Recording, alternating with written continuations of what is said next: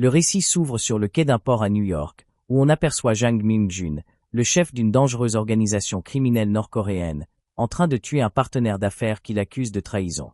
Après avoir éliminé le traître, Myung-jun s'apprête à partir lorsque lui et ses hommes se font tirer dessus par des agents du FBI. Il tente de s'enfuir mais ne trouve aucune issue.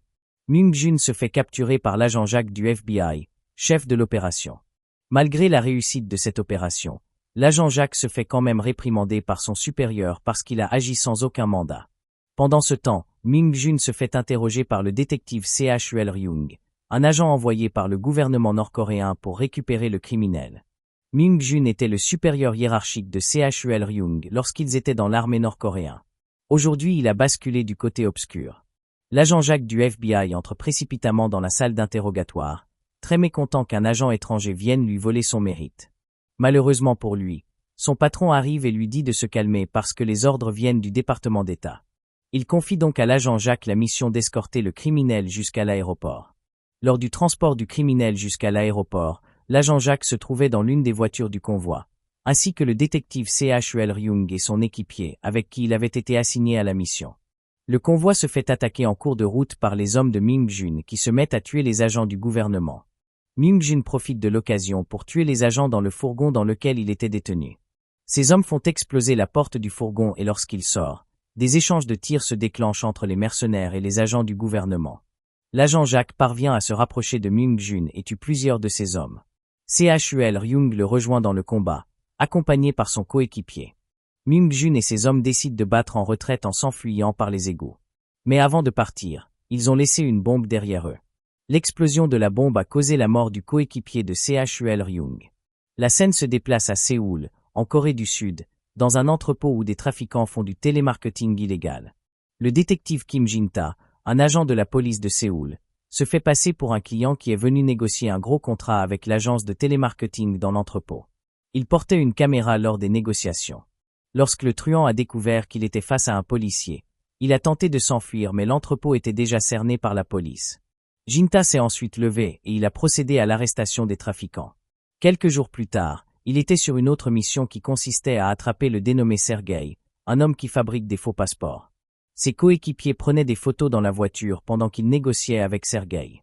À cause de la voiture de sport de Sergueï, des policiers en patrouille qui passaient dans le coin sont venus interrompre l'opération, demandant à connaître le propriétaire du véhicule de luxe. Jin-ta fut obligé de griller sa couverture en révélant aux autres policiers qu'il est un flic qui enquête sous couverture. Sergueï a sorti son arme et il a tiré en l'air après avoir entendu cette déclaration. Il entre ensuite dans sa voiture et tente de prendre la fuite, mais Jin-ta s'accroche sur son véhicule et tente de l'arrêter. Sergueï lui tire dessus et une course-poursuite se déclenche entre les policiers et le trafiquant de passeports. En voulant éviter que la voiture de Sergueï cogne un enfant qui traversait la route, Jin-ta tombe du véhicule et Sergueï parvient à s'échapper. Lorsque les coéquipiers de Jin-ta arrivent sur les lieux, ils lui font remarquer qu'il saigne et c'est à ce moment que Jin-ta réalise qu'il a reçu une balle. Après sa sortie de l'hôpital, Jin-ta est affecté au département de cybercriminalité de la police. Un poste qu'il trouve assez ennuyeux car il se considère comme un agent de terrain. Pendant ce temps, en Corée du Nord, on assiste aux funérailles du coéquipier de Chul Ryung. Plus tard dans le bureau du général, il est informé que Myung-jun est entré en Corée du Sud grâce à des faux passeports. Il est accusé d'avoir détourné la somme d'$1 milliard au gouvernement nord-coréen. Le général confie la mission à Chul Ryung de capturer Myung-jun et de récupérer le $1 milliard qui est en sa possession, ainsi que le dénommé Kim Chul So, un scientifique qui fabrique des drogues pour l'organisation criminelle de Myung-jun. Le général ordonne à Chul Ryung de se rendre à Séoul et de les retrouver avant les Américains. Pendant ce temps à Séoul, l'un des hommes de Myung-jun se rend dans un entrepôt de stockage et tue le gardien des lieux. Il récupère la matière première dans l'entrepôt et après avoir chargé des barils dans une camionnette, la scène se déplace dans le laboratoire où Chul So fabrique la drogue sous forme de pilules. Myung-jun arrive dans le laboratoire et on lui présente un échantillon du produit. Myung-jun se rend ensuite dans une boîte de nuit et rencontre le PDG Joe, propriétaire de la boîte et l'homme à qui Myung-jun avait confié la gestion du $1 milliard qu'il avait volé au gouvernement. Myung-jun accuse le PDG Joe de l'avoir trahi pour s'accaparer de son argent. Du coup, il est venu récupérer son investissement. Vu que le PDG Joe ne semble pas vouloir lui remettre son argent, Myung-jun entre dans la piscine et lui montre des photos de sa fille, en menaçant de s'en prendre à sa famille s'il ne lui rend pas son argent dans un délai de 3 jours. Dans la scène suivante, on aperçoit Mignonne, une youtubeuse qui fait des vidéos tutoriels sur le maquillage. Mignonne est la petite sœur de la femme de Jinta et cette dernière vit chez sa sœur. Lorsque la petite famille se retrouve à table lors du dîner, sa sœur se met à la réprimander parce qu'elle passe ses journées à faire des vidéos qui ne lui rapportent pas d'argent.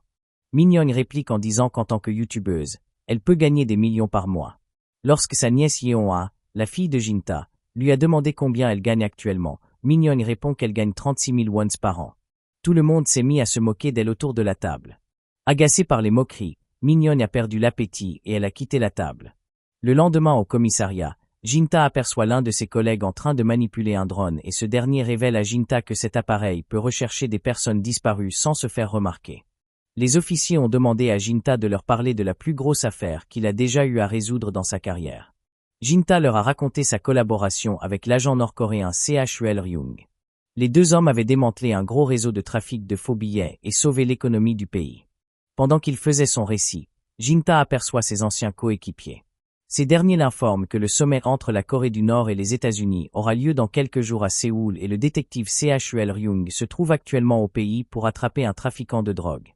Le service national de renseignement sud-coréen recherche un agent qui va épauler Chul Ryung dans cette mission. Vu que personne ne s'est porté volontaire pour travailler avec Chul Ryung, ils sont venus proposer à Jinta de postuler, lui qui trouve son travail au département de cybercriminalité tellement ennuyeux. Plus tard à la maison, Jinta informe sa femme que Chul Ryung se trouve actuellement en Corée du Sud pour une mission. Sa femme lui dit que la dernière fois qu'ils ont collaboré ensemble, toute la famille avait failli se faire tuer. Elle dit à Jinta de ne pas accepter une nouvelle collaboration avec Chul Ryung, car elle ne veut plus risquer la vie de ses proches. Mignonne quant à elle se réjouit de la présence de Chul Ryung dans le pays. Elle a le béguin pour lui depuis la dernière fois qu'il l'avait sauvé et elle rêvait du jour où elle allait le rencontrer à nouveau. Elle se rend dans la chambre de Jinta pour chercher des informations sur Chul Ryung. Elle se cache après avoir vu Jinta entrer dans la pièce. Il était au téléphone et Mignonne l'entendait dire à son interlocuteur que sa femme menace de divorcer s'il accepte de coopérer à nouveau avec Chul Ryung. Lorsqu'il ajoute qu'il va accepter la mission et cacher la vérité à sa femme, Mignonne sort de sa cachette et menace d'aller tout révéler à sa sœur. Jinta la supplie de garder le secret et promet de lui donner 1 an de son salaire si elle ne dit rien à sa sœur. Mignonne accepte la proposition et ajoute aussi qu'elle veut qu'il organise une rencontre entre elle et Chul Ryung. Plus tard, Chul Ryung se rend au bureau de transit et rencontre son vieil ami Jinta. Une fois dans la voiture, Chul Ryung dit à Jinta qu'il a faim et lorsque la voiture démarre en direction d'un restaurant, on aperçoit un minivan noir qui les suit de près. Jinta a reçu l'ordre de ses supérieurs de chercher à savoir la véritable mission de Chul Ryung sur le sol sud-coréen. Il doit récolter le maximum d'informations possibles. Toutes les personnes présentes dans le restaurant où les deux agents sont allés manger sont des policiers en civil et chacun d'eux porte un micro qui permet aux agents qui se trouvent dans le minivan d'écouter la conversation entre Chul Ryung et Jinta. Lorsque Chul Ryung réalise qu'ils sont espionnés, il sort du restaurant et s'en va. Jinta reste manifester son mécontentement auprès des autres agents. Lorsque les deux agents se retrouvent ensuite dans la voiture, Chul Ryung montre des photos d'un tatouage de lézard à Jinta et lui dit que c'est l'indice qui va les mener sur la piste de Mingjun. Après avoir regardé les images, Jinta envoie la photo à l'officier Jong-gu au département de cybercriminalité et après avoir effectué quelques recherches sur Internet et dans la base de données, Jong-gu tombe sur une piste qui mène aux pilules rouges fabriquées par le scientifique Chul So. Il contacte les vendeurs de la drogue et demande à être livré. Jinta lui dit de demander aux vendeurs de lui envoyer une preuve qu'ils ont un produit de qualité, et les vendeurs envoient la photo d'un sachet sur lequel on a dessiné un lézard, le même dessin qui était sur la photo de Chul Ryung. Les officiers du département de cybercriminalité suivent les déplacements du livreur à travers les caméras installées partout dans la ville. Après avoir déposé le colis à l'adresse de livraison, le livreur envoie un message à Jong-gu pour confirmer sa livraison. Chul Ryung et Jinta se rendent sur les lieux et après avoir récupéré le colis, les deux agents confirment qu'il s'agit bien de la drogue produite par Mingjun. Ils suivent ensuite le livreur discrètement dans leur voiture. Chul Ryung et Jinta montent ensuite sur le toit d'un immeuble et trouvent une bande de trafiquants de drogue. Jinta montre son badge de police et commence à leur poser des questions sur la provenance de la drogue, demandant à connaître leurs fournisseurs. Avec un air arrogant, les voyous se mettent à les provoquer et une grosse bagarre se déclenche. Les deux agents se battent contre une dizaine de voyous sur le toit de l'immeuble et Chul Ryung nous démontre ses compétences en arts martiaux. Une fois les voyous neutralisés, Chul Ryung sort de leur planque avec un sac rempli d'argent. Les voyous passent alors aux aveux et informent les agents que les hommes de Ming-jun vont bientôt passer pour récupérer l'argent et faire une nouvelle livraison. Plus tard, lorsque les hommes de Ming-jun arrivent sur le toit de l'immeuble pour faire la transaction avec les voyous, nos deux agents qui étaient cachés dans un coin sortent de leur cachette en braquant une arme sur les trafiquants. Très réactifs, les hommes de Ming-jun parviennent à prendre la fuite en sautant d'un immeuble à l'autre. Chul Ryung se lance à leur poursuite et parvient à neutraliser l'un des hommes de Ming-jun, le dénommé Gwang-yeon. Lorsqu'il se lance à la poursuite de l'autre suspect, Jinta vient par derrière récupérer le téléphone et le passeport de Gwang-yeon en cachette. Gwang-yeon est conduit à l'hôpital et pendant que Chul Ryung et Jinta attendent qu'il se réveille, le supérieur de Jinta entre dans la chambre et fait semblant de blâmer Jinta devant Chul Ryung. Il l'emmène ensuite dans une autre salle et le félicite devant un agent des renseignements sud-coréens qui attendait que Jinta vienne lui faire un rapport sur la situation. Jinta leur révèle tout ce qu'il sait jusqu'à présent et leur remet le téléphone et le passeport de Gwang-yeon afin qu'ils analysent le contenu. Pendant ce temps à la maison, la femme de Jinta était en train de regarder les infos à la télévision avec sa sœur Min-yeon. Lorsque Min-yeon a réalisé que le secret de Jinta va bientôt être révélé dans les infos, elle a voulu changer de chaîne avec la télécommande, mais sa sœur a écrasé sa main avec son pied après avoir vu une vidéo de Jinta qui se battait auprès de Chul Ryung passée aux infos télévisées. Elle appelle ensuite son mari et lui demande de rentrer à la maison avec Chul Ryung. Pendant que la femme était en train de passer un savon aux deux hommes, sa sœur et sa fille viennent la calmer en lui disant qu'elle devrait plutôt remercier Chul Ryung parce qu'il avait sauvé la famille la dernière fois qu'ils étaient en danger. Finalement, elle accepte de laisser son mari collaborer avec Chul Ryung et on découvre qu'on a installé des caméras cachées dans le domicile de Jinta et les agents qui sont à l'intérieur du minivan noir regardent et enregistrent tout ce qui se passe dans la maison de Jinta. Les deux hommes se sont ensuite assis dans un coin de la maison et ils ont bu quelques bières tout en se remémorant le bon vieux temps. Chul Ryung a demandé à Jinta s'il avait trouvé des objets personnels sur Gwang-yeon lors de son arrestation, mais Jinta lui a répondu qu'il n'avait rien trouvé.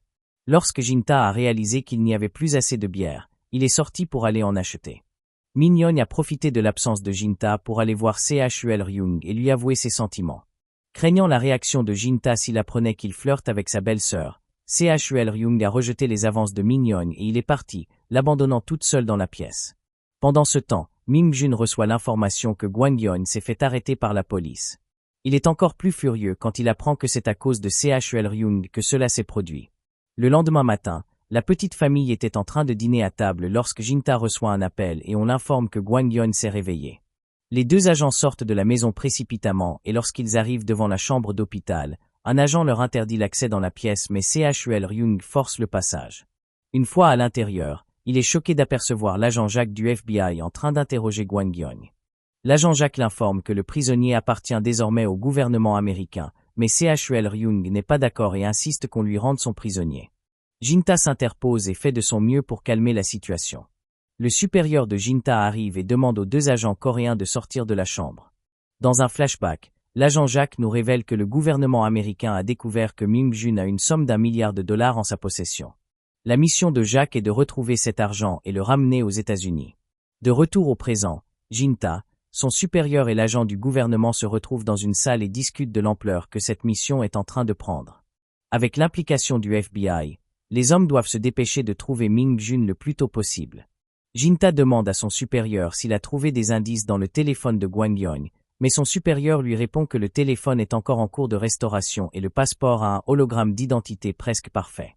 Quand Jinta entend cela, il pense immédiatement à Sergei, le trafiquant de faux passeports qui lui avait échappé. Il est le seul capable de fabriquer des passeports presque parfaits partout en Asie. Jinta s'en va ensuite retrouver Chul Ryung et ce dernier lui révèle qu'avec la quantité énorme de drogue en circulation, il pense que Ming-jun a ouvert un laboratoire de production ici en Corée du Sud. Jinta lui propose d'aller vérifier comment il fait pour obtenir la matière première pour la fabrication de la drogue.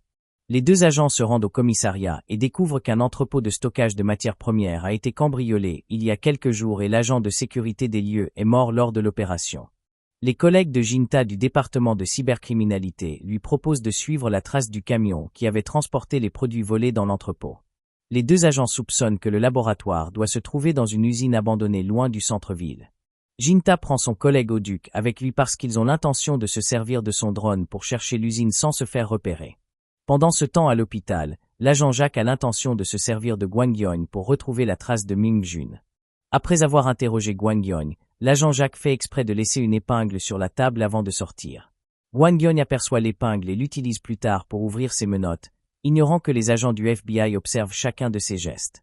Lorsque Wang Yon parvient à sortir du bâtiment de l'hôpital sans se faire repérer, il vole une ambulance et l'agent Jacques le prend en filature. Pendant ce temps, la pêche est plutôt bonne du côté de nos agents coréens. Après de longues recherches, le drone trouve enfin la camionnette qui avait transporté la matière première hors de l'entrepôt de stockage. Elle est garée devant une usine et nos agents soupçonnent que le laboratoire de production de la drogue se trouve à cet endroit. Les agents coréens se rendent sur les lieux et Jinta dit à Oduc de rester dans la voiture. S'il ne les voit pas sortir de l'usine dans les 10 prochaines minutes, il appelle les renforts. Pendant ce temps, Ming-jun regarde les agents pénétrer dans son laboratoire grâce aux caméras de surveillance. Pendant qu'ils sont à l'intérieur de l'usine, Wang Yon arrive avec l'ambulance. Les agents coréens se cachent dès qu'ils le voient arriver à l'intérieur de l'usine. Les agents du FBI arrivent à leur tour. Wang Yon aperçoit un détonateur posé sur une table et au même instant, CHUL Ryung détecte qu'il y a des explosifs dans tous les coins de l'usine. Pendant que les agents du FBI s'apprêtent à entrer dans les lieux, Wang Yon reçoit un appel de Ming-jun et ce dernier lui demande de faire exploser les bombes lorsque tous les agents seront à l'intérieur de l'usine. Lorsque le FBI arrive, les agents coréens alertent l'agent Jacques à temps et lorsque Wang Yon appuie sur le détonateur, l'usine explose, mais nos 3 agents parviennent à s'en sortir sains et saufs avec quelques égratignures. Lorsque l'agent Jacques a repris ses esprits, il s'est mis à frapper le détective CHUL Ryung en l'accusant d'être un traître. Depuis qu'il a découvert que CHUL Ryung a servi dans l'armée avec Ming-jun, l'agent Jacques l'accuse d'être un espion. Jinta s'interpose à nouveau et sépare la bagarre. Il les emmène ensuite dans une buvette et propose aux autres de trinquer ensemble pour avoir survécu à l'explosion d'une bombe. Il prononce ensuite un magnifique discours de motivation et demande aux 2 hommes de se réconcilier parce que le vrai ennemi à combattre, c'est Ming-jun. Nos agents font la paix et commencent à se partager des informations confidentielles. Chacun révèle tout ce qu'il cache aux autres. CHUL Ryung révèle que Ming-jun était son supérieur dans l'armée nord-coréenne et l'agent Jacques leur révèle que le PDG Joe, l'homme qui détient l'argent de Ming-jun, est un espion qui divulgue des informations au FBI. C'est à ce moment que Jinta révèle à CHUL Ryung qu'il avait pris le téléphone et le passeport de Wang Yon à son insu. Les indices trouvés lui ont mené sur la piste de Sergei, un fabricant de faux passeports. S'ils parviennent à trouver Sergei, ils pourront obtenir le numéro de Ming-jun et utiliser le service de cybercriminalité pour le localiser grâce au signal de son téléphone. Les 3 agents boivent un dernier verre et plus tard, Jinta les ramène chez lui. Ming-jun s'apprêtait à soigner les blessures de CHUL Ryung, mais lorsqu'elle a vu l'agent Jacques entrer dans la pièce, elle a immédiatement abandonné CHUL Ryung et elle s'est jetée sur le beau gosse américain. CHUL Ryung était jaloux en voyant toutes les femmes de la maison tourner autour de l'agent Jacques.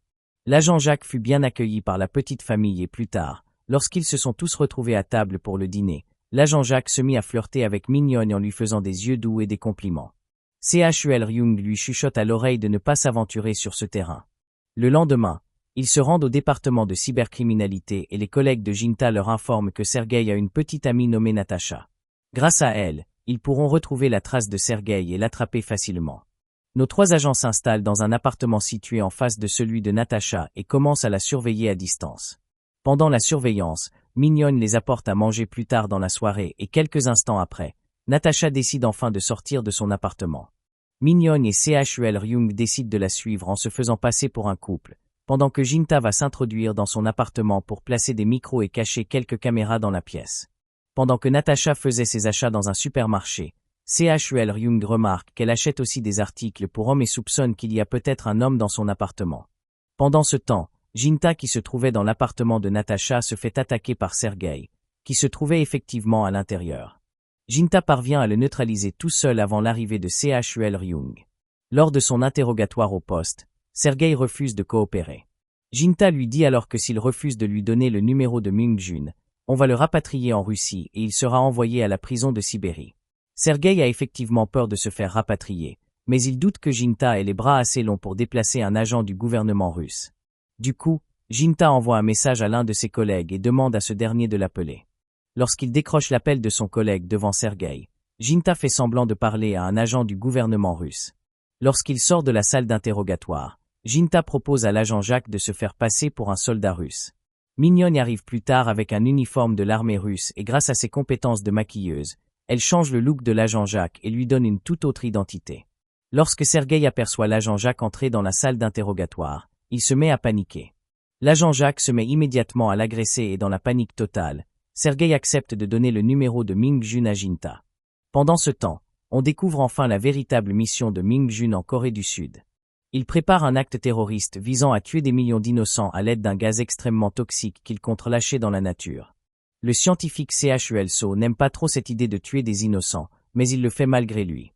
Le délai de 3 jours est enfin écoulé et c'est ce jour que Ming-jun doit aller récupérer son argent chez le PDG Joe. Grâce au numéro de téléphone que Sergueï leur avait fourni, les 3 agents parviennent à localiser la position de Ming-jun, mais sans mandat, ils savent qu'ils ne pourront pas l'attraper dans la boîte de nuit du PDG Joe. Mignon, qui était toujours dans les parages, propose de les aider en disant que les femmes peuvent entrer dans n'importe quel carré VIP dans une boîte de nuit. Jinta accepte sa coopération et nos agents se rendent à la boîte de nuit. Une fois dans le club, Mignon se met à danser sur la piste de danse pour attirer l'attention des clients VIP, pendant que Jinta se déguise en serveur et s'infiltre dans le club. Ming-jun arrive par l'arrière du bâtiment avec ses hommes et s'en va rencontrer le PDG Joe dans une salle VIP. Le PDG Joe sort une clé USB de sa poche et dit à Ming-jun que son milliard de dollars se trouve dans cette clé USB.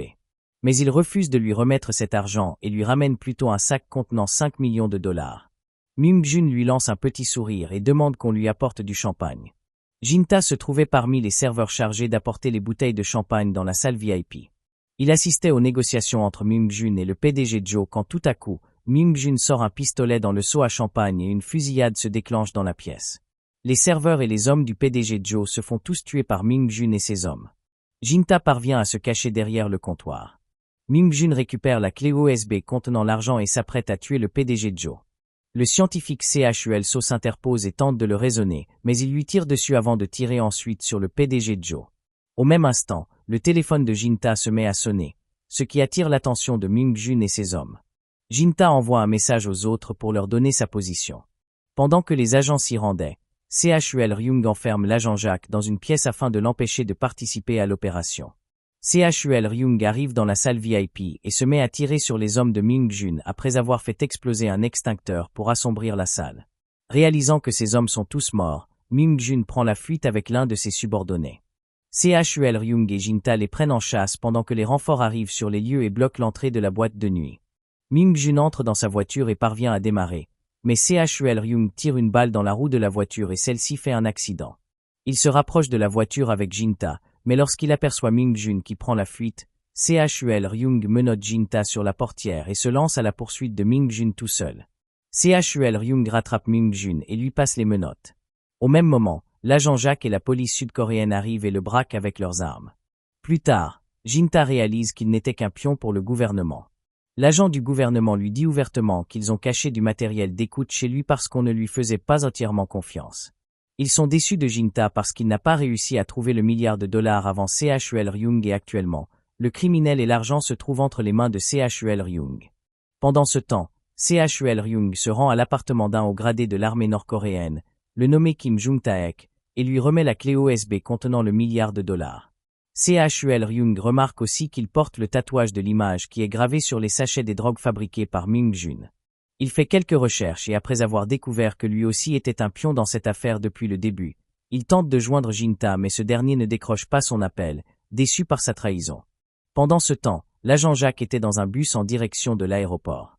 Il reçoit ensuite l'appel de Chul Ryung qui l'informe de sa découverte mais l'agent Jacques lui répond que l'affaire est classée et il est déjà sur le chemin du retour. Lorsque Jinta retourne chez lui, il trouve que sa famille a été prise en otage par les hommes de Ming-jun. Pendant ce temps, un homme mystérieux attaque l'agent Jacques dans le bus et tente de le tuer. Après avoir échangé quelques coups, l'agent Jacques parvient à tuer son agresseur. Il récupère le téléphone de l'homme et découvre que la famille de Jinta est en danger. Il prend un taxi en direction du domicile de Jinta et appelle Chul Ryung pour l'informer de la situation. Pendant ce temps, au lieu d'être dans un prison de haute sécurité, Ming-jun est ligoté dans l'appartement de Kim Jung-taek, qui est en réalité l'homme à qui Ming-jun avait dérobé le milliard de dollars. C'est lui qui avait poussé Ming-jun à abandonner le service militaire pour se lancer dans le trafic de drogue. L'agent Jacques va retrouver l'agent qui surveille le domicile de Jinta et lui propose une collaboration pour sauver la famille de Jinta.